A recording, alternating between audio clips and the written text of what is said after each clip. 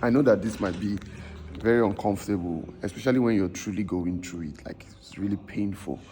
But most times whenever we are going through a hard time, a difficult time, a challenge, we always want to pray it away, want to ask God to take it away. But sometimes I've come to realize that many a times he might not take it away because there is something he wants to do. I'm very sure when Shadrach, Meshach, and Abednego were about to be thrown into the fire, they prayed for God to, protect them, to save them from it. But God allowed them to go into the fire.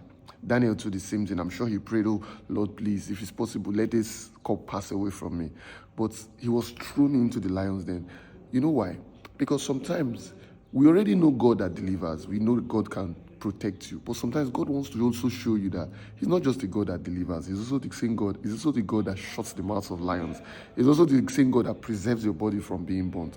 If they were never thrown into that fire, if they were never thrown into that lion's den, they would never have known that there is still a God that can do the extraordinary. He can allow you go through the fire and you will not get burnt. So maybe sometimes those challenges that you're praying for, you're asking God to take away. Maybe you're going through something now, you're like, God, please take this thing away from me. I cannot, please let this thing not happen. But God wants you to go through it so that when you go through it, you'll see, wow, so you can actually walk through fire and not get burnt. You can actually enter the lion's den and not get eaten. And that's what God wants to do. So maybe the reason why that challenge that you're going through is refusing to go away, maybe because there's something God wants to show you. So maybe you should stop trying to pray it away and begin to ask, okay, what is it really that God wants to show me through this fire?